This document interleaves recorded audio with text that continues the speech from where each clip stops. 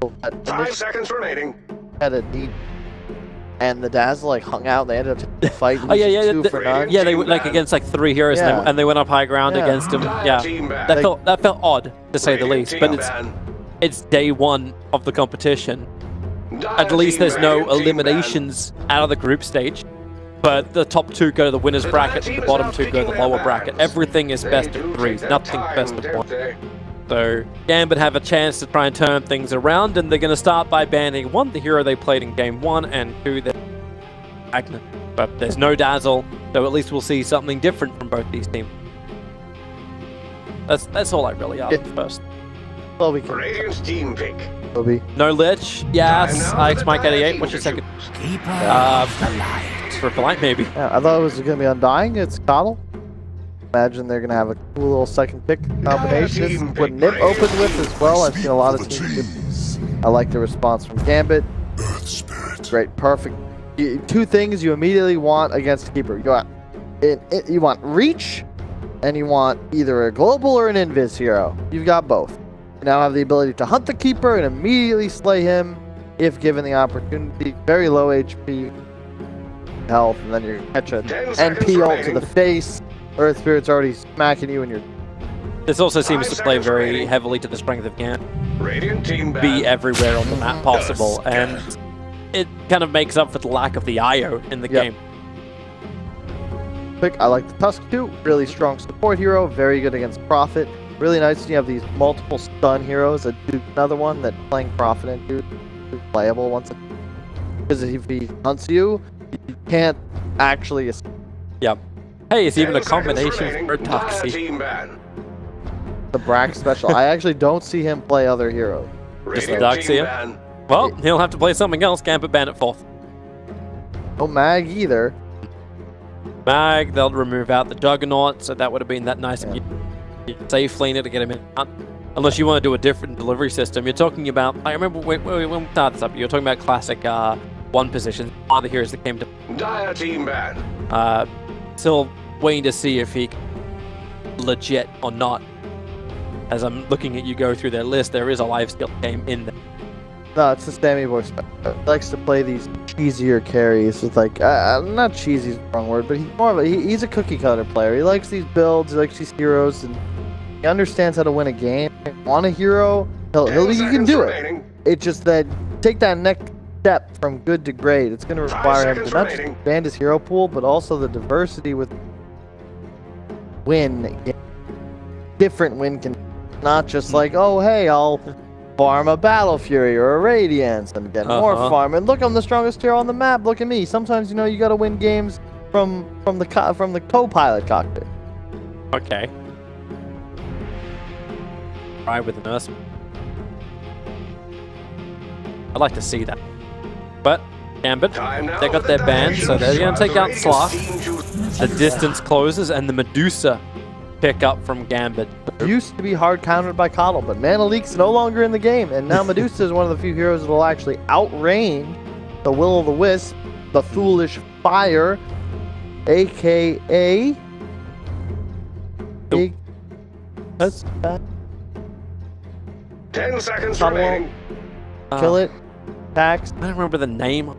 5 seconds remaining. So you do Latin. Ignatus. It's Latin. Why would I know Latin? I barely...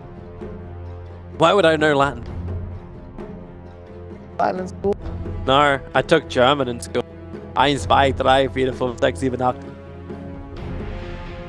Yeah. That's, not really. No, it's not at all. You can't speak German for shit. That was all you can do. I can't. It's true. I can only do that. I could have pulled that off with such style. I'm actually wondering too with the ban of the Slark if they're gonna like do the older lane with running mid and actually have throw ranger. Even though you don't have like the damage increase anymore, the attack speeding can get real ridiculous. I wouldn't mind. I think you last pick it, but if they were to take a core, it does preserve the Prophet's role. That can be a 3 or 5 here. I think it's a really good 5 game. Prophet in this game is excellent. Yep. Just in the laning phase, no matter what role. 10 seconds remaining. True. I think We'll see. I think you can pick her off that area. I don't like the tide into the Deuce, but I've seen some really cool stuff with this hero. Now that Anchor Smash applies your auto attacks, I've seen this hero just buy a Vlad's and armor, and you just walk in, doing massive damage reduction, and then you're healing like 300 off an Anchor Smash. Like, oh, well, this is balanced. Yeah, that's why I like the Drow Ranger against the Tidehunter. That actually makes it so hard for the Tidehunter to lane. The only issue would be the tough. You get second level cold like Frost Arrows, and Tidehunter can't get back to the tower. You just need one person to rotate in, and hey, look, you got an ES and a Nature's Prophet. So Slark is also OP, so that may be another reason we banned out. And the Phantom Assassin is still available, speaking of OP.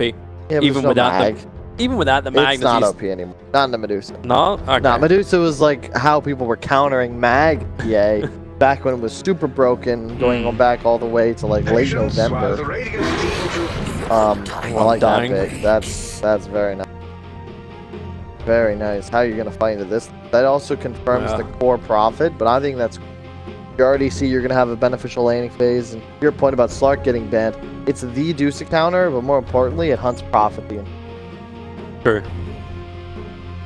And it's really good synergy if you think about the team lineup. Like, imagine a Slark goes in, like, pounces Q, they're both back up again. In my ears telling me only 5 seconds to go. Either that or I'm Cobble, of course, now. Yeah. Reducing cooldowns, picking, not lowering.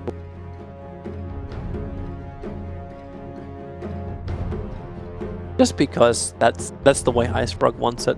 We accept this. And then we move.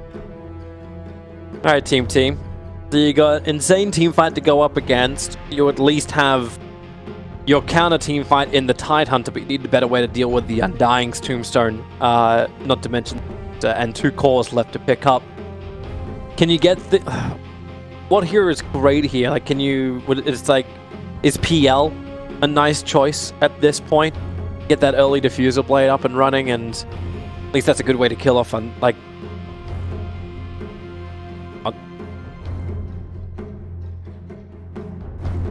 I like the ways of trying to deal with Tombstone. Team bad. So it will be. I think it's the right pick. Your silence made me guess myself. Oh no, I was just waiting to hear your explanation. I thought you were on the right track. Well, I know, really. Okay. I just wanted to see if it was one of those scenarios where that's that confidence mode. It's just like it's come back from the holidays. It's like, yeah, I'm fairly certain PL counters Undying Tombstone and Mana Burn on Medusa would be the great way of doing it, and a dodge of the ES, as long as there's no hard lockdown, which there isn't. You're gonna roll. Yay! Stop you. Okay. It's really good against the NP too, because you're not pressured very hard in the lane, and it's another one of those champions that just dies. Thanks, League of Legends. Yeah. I've seen Pycat go this cool little like Sanjin Yasha Shadowblade build, and if you find Prophet out of Invis, like he just dies. He can't TP out in time. He's just dead. And not to mention, no real way to deal with the illusions. Yeah, and I agree. I think once you like, there's a hero on the enemy side, you're already gonna have major issues killing, right? You need to ensure that the last pick as Gambit can address the enemy win condition. You can't let him pick another one that you currently don't have answers to. Yeah, this is also when you do not pick a Drow. Like, she does not function in this at all. Like, Phantom Lancer and Tusker will just wreck her face, and you still don't know who the last core is from Team. Like, if they get something like an Invoker as their last one, and then you have the EMP Mana Burn against the Deucer, and not to mention the range, the summons, like, Undying's going to be a non-factor. Early rotations are nice from Gambit to make pressure onto the Invoker, however. I think that would just wrap him up nicely, but has Team played Invoker? I don't know. They should at least have, like somebody in their lineup that would be able to handle him, right? Maybe. But I feel like they're going to count on the PL for that. Okay. I could see them So what do you do instead? They could ban on the track? Is it TA? Lone Druid? I don't think it's TA. That's just to cover their PL more than anything else. Okay. I think if you're Gambit, though, you're going to look... They've done this in the past. They prefer to pick... they're going to Monkey King on Gambit, actually. That's what they're going to do. Okay. 10 seconds. I'll at least give you the level of cleave. They need something to play faster on the map, too. Something that can dive with Prophet. Utilize. Like, you don't need a carry. You just kind of need this, like, complement. Oh, team swipe it. Why does this feel like it's like game one? Oh, no, not even a delay from Gambit. They'll pick up the Timbersaw as their final hero, but it was Team who took the Monkey King. Huh. That's cool. Yeah, here's your issue with Gambit's lineup. I like it. It's strong. They have one stun. Yeah. And no real power to turn a game if they're losing it. Their concept is to play 3 lanes and just sort of get ahead, stay ahead, out farm. Eventually you get like an indestructible Medusa and Timbersaw. Yeah. Team PL. Yeah. Finn. Yeah. PL problems or no PL problems? Who the hell knows? How do you deal with the Timbersaw is another question. I think Monkey King will beat him in the laning phase. You probably want to dodge that match with Graf on NJ. Otherwise, yeah, this could be a dominant Timber game. It's going to be the scale. Whenever side tips, it's going to start to tip. Well, that's why I wait for Team to change up their lanes a little bit. Like, Coddle PL was an older offlaner, and then you put the Titan towards, well, however you want to do it. Titan Monkey King bounce around the lanes, however. Like, Team don't feel very restricted. I look at their lineup, I'm like, I like this as much as I like Gambit's during Game 1. It feels better rounded. It seems easier to do, and all you need to do is just buy space for the Phantom Lancer to become the hero he always knew he was going to be. But if the Timbersaw does get big, is that still going to be enough? I don't know. We got to watch the game. That's... Why are you asking me? Because you're my expert. You're meant to see into the future. It's much easier to see the future. Wait for it to become. Serious. That's all the you can be serious about it because there's...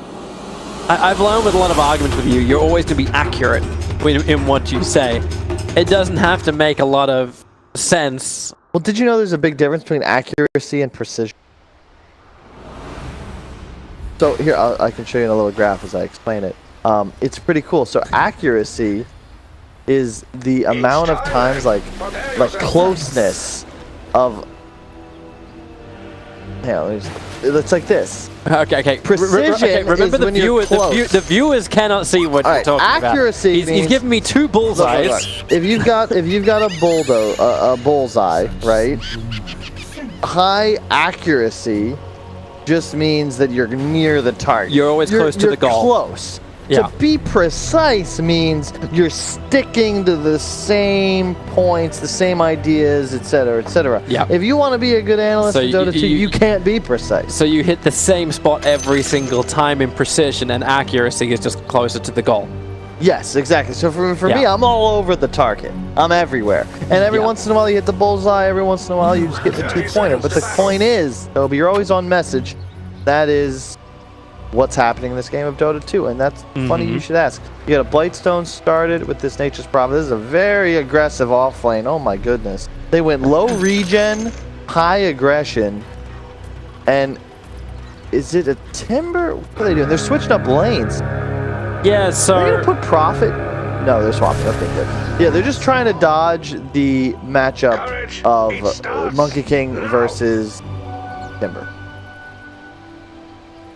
This Monkey King, what do you think about him just walking around with nothing but a stout shield, and now he buys consumables? He must have forgotten, because you do that a lot. It's also because he doesn't know what lane he's going to. Now he's going to TP bottom, and he bought side lane items. This is pretty cool. I like this. Okay. So he was potentially going mid. It depended. So no matter what happens, he would have a stout shield. Exactly. And now he knows, okay, side lane items will buy a ton of regen. I'm going to go up against this Timber. So I like this move from Team. They read the lanes. They get exactly what they want. Fight against Fury. It actually feels like really smart coming in from Team. Like, I don't know how many people were expecting Team to really step up to the plate at this tournament, but probably when this happens, it's a defensive... Well, it's a defensive dual lane trying to get the kill over on Afro. Won't be enough, however. Riora has to move back. Ice Make 88 wants to body block for a little bit too. They started this off as an aggro tri-lane team and they switched it very, very quickly. And there's Afro. Already begins his TP. Now, remember the Monkey King TP to the tier 2 tower, so he can't just switch instantly as well. And they know that because they see he has no teleport. And that's funny because even though he does it out of vision, they know that he was certainly in their jungle. They saw him hopping around. They saw him hopping. They saw him in mid lane. Yeah. And bear in mind, it's also going to be much easier for a Prophet to swap lanes back. He's a global teleport. Now I think you're going to sit with these lanes if you're team, and it's troublesome. You can see with the Blightstone, Monkey King goes from 1 armor to negative armor. And that means he's taking more than pure damage from all these right clicks. Almost actually blocked him with the trees, but that'll do the job.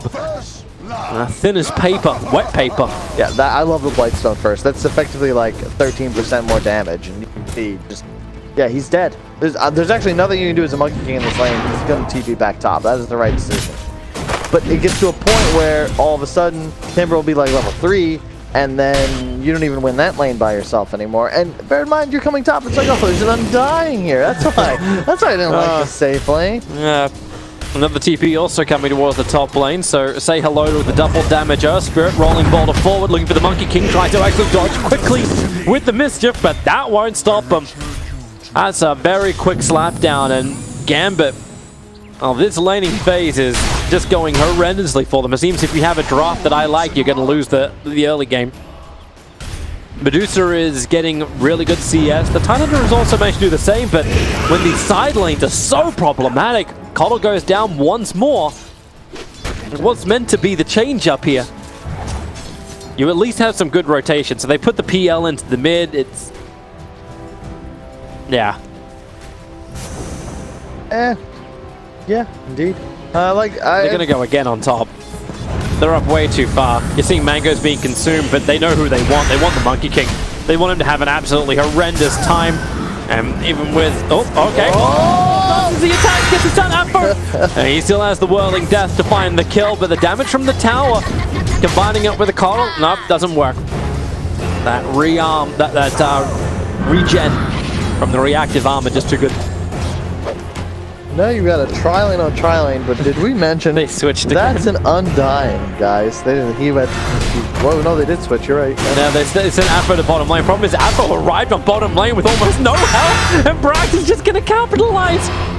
He's going to Anchor Smash available. He's salving up so he can keep the dive going. Afro goes up the hill. There's your Anchor Smash connection. Gush is up, but Afro will be able to outrun it.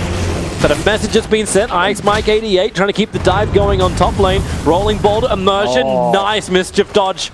But they're not out of the woods just yet. Still on the run. They just Prophet's looking for one hit. He actually gets it too. The Illuminate from Newsom is just not any kind of it's not dissuading Gambit at all from attacking. And FNG tip him. It's 5-0. You're 1k up. It really feels like Gambit is just locking Team out of every single lane. Really well played by them, rotating around the map incredibly efficiently. The only real bright spot for the team side is that Brax has been able to get a lot of space down bottom. Denied 2 waves to the Timber with that aggressive dive on him earlier and has now maintained lane control. So he's going to have a 2-level advantage as Timbersaw comes back to this lane. Pretty significant when you consider that they both just as walking blobs. Yep. As long as Nature's Prophet doesn't tilt the balance. Like Prophet TP's in, hits him once, and you're down to 1 armor. And this Tidehunter was just going to have a hard time living then. Well, it's a lot like... weird. I've played a little bit of Artifact. Now I start seeing Dota lanes in a similar way. But you get these big red heroes, you know, the Tide, the Timber. You just want to plant them in lanes and punch each other ineffectively. Nice That's what I think we're going to see. Immersion, good kick, and Rolling Boulder away. Also was able to claim the Bounty Rune. Guys. No one's waiting for a bottle. Like, bystander effect. Literally right there. You've got it? No, you've got it. No, you've got it. No, no, that's the thing. You gotta say you got it. You can't just sit there and wait, because if you just wait, no one will make a decision. You gotta act. Rolling boulder. Here they go again. Keeper of the line has to stand still. Nice double kick in from Immersion. And damn, they just wrecked through the armor. They wrecked through everybody. They take armor and they take strength. You have the 2 strongest laners in Dota 2, Nature's Prophet and Undying, and effectively the only ganker left in Earth Spirit. You're just going to keep feeding in the safe lane. Like, this is how it goes.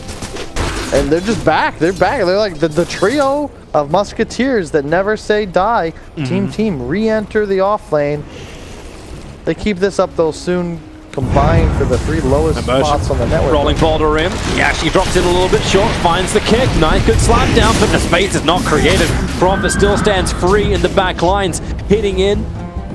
Even with the treants, they're not going to dive under the tower. They know they just got to keep the status quo, which is, well, dominate. Monkey King mid. He's gonna catch a snake. Down to half-life. Hey, at least got 7 stick charges. Dude, you said his regeneration rune stolen. ES, ready to rolling boulder in and kick away if he wants to, but Riora's moved back too far. Oh, here we go. He gets the rolling boulder and the kick. Mystic Snake's going to kick through him again, and Prophet. Nice dodge with the mischief, but again, there's too many players here. He's got stick charges, 1 charge to actually keep him alive, but Ice Mike 88 feels like he's taking it for the team. Maybe with Sammy Boy, they can turn the fight. Once again, Gambit forces to allow one of the players from TEAMTEAM to walk away so low. In fact, 3 players from TEAMTEAM will all do that. The gank will fail from Gambit. This is what I expect the Gambit. We're going to see this Gambit this entire tournament. This is what they like to play. Fast, up-tempo. And they don't give you room to breathe. That whole time, they were still maintaining a presence in both the side lanes. Really well done by them. A lot of discipline, and TEAMTEAM is really going to have to show something special here if they want to take this game. Because right now, they got no real method of coming back unless Brax gets some massive rapid. They're planning a fight on bottom lane. There's a roll in from Immersion, able to find the kick as well, but support is also in the neighborhood. Tusker is rotating in around the back lines. Afro, yeah, you're pretty damn tanky, but without the Nature's Prophet to TP into this lane, it wouldn't be enough, so instead, they just lock Newsham into the tree line with the Undying Tombstone. He is not escaping this. At least it's some damage to the Prophet. But that is why he did not TP down to the bottom lane to be involved. Yeah, well, it's also, you can't kill this Tidehunter until the Timber is level 6. It's just not realistic. He's got a Vlad's, he has max Anchor Smash. Just leave him alone. And I'm telling you, this is going to be a really cool mechanic. They can go for mid instead. Movement in around the back. Rolling boulder just to get Immersion into a great position. And here comes Nature's Prophet as well. He's got the treants to summon so they can do some damage to the tier 1 tower. Probably the scarier thing about having Prophet also on the map. A kill actually equals a death of a tower unless they can do something about it. Sammy Boy jumping in, then doppelgangering away. But the tower's still gone. They get the last 6 of the deuce as well. Really well done. Look at the net worth disparity. 77 CS a kill, 8.5 minutes in. Look how much is in the Deucer too. Yeah. 5.4k compared to the 3.4k at the top of TEAMTEAM, which is, I'm so close to saying Team Tinker, I'm just telling you right now. Yeah, Same initials. But most of it goes towards Brax, so all these great items, they're going to try and work through them. The stick charge is already burned off by Brax, and he's going to taunt his way back towards the tower. He just doesn't die anymore. So the new changed Anchor Smash is that every time you use it, it's just plus 180 attack bonus damage, and you attack everything that you smash. And then you get the life steal from Vlad's on top of that. So if you hit like a creep wave and a hero, it's a lot of heal. The issue is you don't really do any damage, and I don't know who on TEAMTEAM is going to do damage. Sammy. He uses doppelganger to try and get back up the hill. He actually goes the right direction, further away from the Nature's Prophet, who was just waiting for him. I haven't observed was they know exactly which way he's running in Immersion. I don't think he's given up this chase just yet. Rolling boulder in, and they'll find Keeper of the Light, but they want Sammy Boy as the Courier almost dies as well, coming in underneath the Observer Ward as well, and the rest of Gambit. Resolve the runes though. Yep. And Deuce is gonna. I like this play. So Deuce pushes mid and immediately just runs toward enemy jungle and runes. And this is something that these good players have started to take more of an interest in. The team objectives. The other problem of being a Monkey King, when that kick comes in, trees will not save you. Yeah, Realia, by the way, is 0 and 7. And if there was a flaw, you know, I said that this is the issue with Realia as a Dota player. His entire career, feast or famine. And when he's in a game, like he had that OD the previous game, he had a tough start. He got back into it when he got those kills on his own high ground when they overextended. Yep. He farms, and you're like, oh, wow, this guy, like, you just showed up and carried this game. And you watch ones like this, and you're like, all right, bro. Think you're in trouble.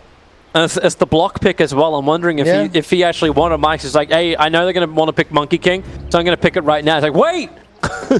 Yeah, I don't like Monkey King as a block pick because it's a very specific hero that's got to fit your lineup perfectly. It's got to fit your player as well. Yeah, ban the Monkey King instead of Razor and just pick something else. Because the issue you have when you pick heroes like Monkey King and PL together is that one of them is going to go mid, one of them is going to have a terrible lane.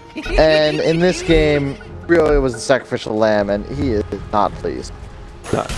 It's been a Well, hard day at the office, but hey, we may be having some very quick games during this minor. We're 10 minutes in, and it already looks like Gambit has this game by the crutch. crutch? What do you mean? You say by the jugular, by the throat. By the throat. Let's say throat. Yeah. I was just seeing how long I can go without actually using a word I've used in many, many casts before. What, balls? Everybody, Yeah. It's just basketballs, tennis balls. What's wrong with that word? You Australians are so strange. You'll drop, well, I can't even say the word 'cause it's offensive. But you won't say... It's offensive in America, but it ain't offensive in Australia. I know the words you're talking about. Yeah, I have to start removing these things from my dialect. That was one of my 2019 casting things. I was like, I'm going to stop using that word. But I gotta trip myself up on it. Meanwhile, Keeper of the Line is going to die. Newsham, Wait. just locked in. You're supposed to make casting resolutions? I make resolutions to remove filler words because there's some words which I always just move back. It's like over the top. One of the phrases that needed to be removed.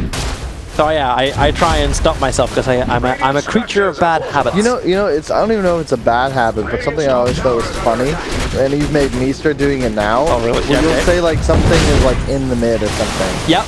And I just like, it's like not proper, but you say it so often, I start to question my own reality. Where maybe it's on the lane. You know, you're not in the lane. You're on the lane in the mid. And not in the lane mid. Yeah, you get what I'm saying. So they get a kill up top, that's cool and all. First one, you're on the board, but bottom lane, you have a Timber Saw, always applying pressure, never really threatened by anything Team can do to him. So at a point, he's just like, yo, bros, there's a tower here. And then, you know, there's a Vlad's Fury and the TP's in. And he kills the tower. There's a Vlad's Fury, and he's also building into Crimson Guard. This is going to negate so much of the damage that the team is wanting to do. And it's like the one influence that you kind of want to have from Monkey King. It's like, I throw out the Wukong's command, and now Gambit will very happily almost move into it. Because they know they can survive, they have no problems. Shards fly out, but it's only going to drag the creep wave, and then Rolling Boulder, he gets the perfect kick and the magnetize. A quick blinding light can push him back out again, but Ice Mike 88 just trapped inside the trees that Afric can then Timber Chain over to. He went a very short distance for it, but either way, it looked cool. 2 heroes down, and they're going up. There's no glyph. I think this is the game. This is 13 minutes in, and you're losing a tier 3 tower. Tide has Ravage. He's going to be the first one to TP into this fight. There is no other support arriving just yet.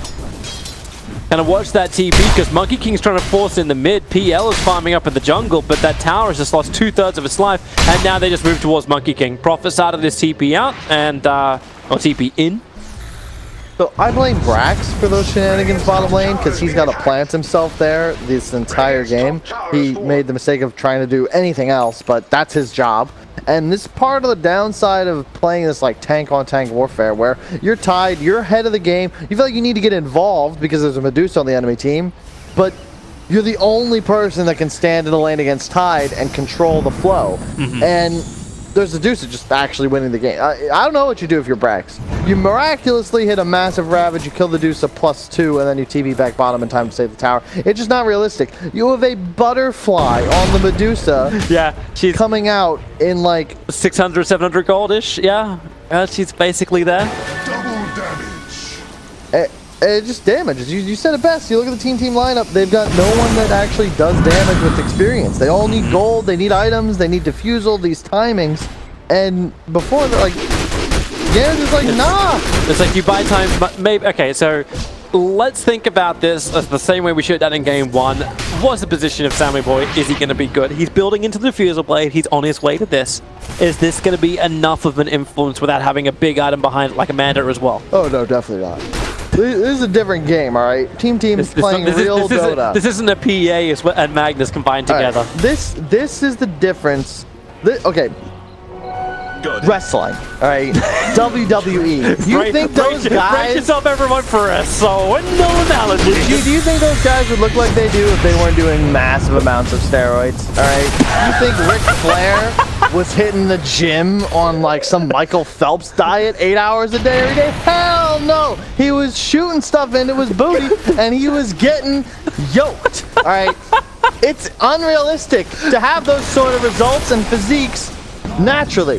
That is what we saw last game. MagPA, all of a sudden, you don't need damage. You don't need these late games or strategy. You just have a point where you're throwing out 3 shurikens at a time for $1,000 crits. This game is real. You've got to actually invest in your future, have some items, team cohesion to deal your damage. And it's just not easy mode. Alright, so the moral of the story is kids don't buy drugs, become a WWE star, and you'll get it for free. Afro Ninja, he's in trouble. The Ravage is going to kick. They'll finally bring him down. It took a lot, but there's a diffuser blade, making it difficult to get out. And they do find 1 kill, but they commit very heavily to make it so. And now you're going to do the Gambit, where they're going to say, guys, it's just so easy to captain a game from this perspective of your game. You're like, all right, guys, they use Ravage on our Timber. He's going to respawn. What are we going to do, Toby? You could do it. You can tell me what you're going to do next. Okay, well, I wasn't listening to you. Sorry, what'd you say? What are you going to do? What do you do next, Toby? After Timber respawns, you know there's no Ravage. Well, it makes sense to do Roshan. There you go. That's what they're going to do. I wasn't even looking at your screen where I just realized you were trying to actually point at Roshan. I worked it out for myself. Yeah, you hit your timings. You got the Crimson Guard. You've got Tombstone. You have a Butterfly on the way to Medusa. And so Timber goes top, takes 2 waves. Yep, and you can always push out the waves with nature. Oh, okay. A little bit of problems, but it's okay. Burn a little bit of mana. Here comes Prophet. Let's create an army.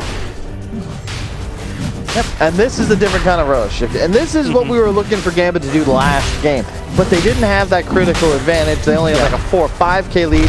But more importantly, they aren't playing against MagPA this game. Yeah. So it's a bit different. But this is how you want to play out these mid-game tempo lineups. You just sort of naturally take road. Tuska's coming over. He throws in the shards, but now Silence, rolling bolted, controlled. Nice, Mike 88. He just wanted to have a look. All part of the game organically. Yeah, you lost a hero, but it was a Ravage spent, which means you now have like that advantage for your next move. Ravage is such a long cooldown as well. Yeah. Like they're already looking to push down the mid. That's an easy tier 2 tower, and you have the Aegis Immortal. Do you hang on. Can you go back to Keeper of the Light for a second? Just what do you think about this? Is it all for the also, by the way, I just want to call it I want to call it the Fill-O-Wisp. Like, it just looks like it looks like it belongs on a McDonald's menu. The Will-O-Wisp. Yeah, I mean, this is what I typically see as like 2nd item, 3rd item, but the concept of the new coddle is you just throw down a double Will-O-Wisp, and if you time it right, you can get overlapping flickers where it's effectively like always on. But to go that as your first item as well, like there's nothing else. Tell me what you want. Alright, well, I actually don't know. This is what I see everybody buy. It's like the build-up item that doesn't matter and a refresher. Oh my lord, he has almost nothing when Afro hits him with that whirling death. At least get a little bit of a roll off. Brax set up and towards the air. He'll hit the ground. He has the Ravage available. 4 heroes to connect on, but is this really the fight they want to have? Brax is dropping low. There goes the Fill-O-Wisp. Dak, he is locked inside the middle of this. They'll drop it down, and that Dusa had a hard time getting out. She's actually out of mana, but the PL's out of HP, so it will not matter. It's a good slap down, but they can just keep going in deeper and deeper. There's just no influence from any of the heroes of Team Team. They just drop like flies. And this really should be majority of the game. It's 13k advantage, 19 minutes in. They keep 1 creep alive, so no backdoor regeneration. They'll beat through the tier 3 tower and look for the racks. They even fortify to keep that 1 range creep up a little bit longer so the 2nd creep wave can arrive. You guys have like infinite HP. Right. Vlad's Crimson and Undying behind you with an urn. Your Timbersaw has Yul's Vanguard. And I don't want to talk about Dusa. Prophet just TP'd all the way back to base. See what he brings back to the front lines. Fortifications burnt. PL's back up again, but Brax has no mana. So even if he wants to Ravage, he can't do anything. He has to go back to Fountain to heal up, and while that happens, well, Gambit just make the most of it. The course of mercy is in a little bit deeper. Then again, Timber goes in exactly where Afro wants to be, and the Dusa just splitting out the damage. Team already sent back once again, and with no Tuskar, Brax, again low on mana. They just want to burn off more. They just keep sending the snake at Brax, and he is useless. He is a watermelon without water. Sure. I mean, you play my analogies, but what the hell was that? that doesn't even. That's not even. That's a metaphor. He's an empty melon, is what he is. Sure. It's actually it's a normal thing, man. Mana and water are normally two things which you put together. You know that famous GIF where like the woman's like shooting a watermelon, but then it's like it just backfires. You're meaning the Amazing Race, where she catapults it and slacks herself in the head. Yeah, that. Yeah. That's a great clip. That's the game. That's this game. Feel good. You get that first win, that first W. Get it. You think I'll take my second one on this watermelon? This will be great. It's over. I'm surprised they're still hanging on, Team. I probably would have had us GG out if I were in charge. That's also why I'm a caster, not a player. They're making him work for 21 minutes in, man. Yeah, they've got the refresher double ulti. It's up. This could be it. There's always hope. There's always hope. You just gotta dodge that damn Mystic Snake that keeps burning him dry. It was meant to be Sammy Boy, who was meant to burn Gambit dry. He's gonna run in, hits once, and then runs the other way because Team have come from behind. They're looking for FNG. He's still got the Tombstone down, however, and they need Sammy Boy to get rid of this. The Magnetize turns on, and they've got real problems. Monkey King's already down. Brax at least will hit 4 people with this Ravage, and they had that double combo. Can they hold him there? Sammy Boy's already so low, and Undying is in the backline, still making it problematic. Sammy Boy had to leave the fight when they wanted the control. They had the combination. This was the hope, but you can't. No, GG. There is no more hope to be had. We'll have a game 3 as Gambit has firmly beaten down Team in game 2. It is 2-2-2 across the board at 22 minutes. GG.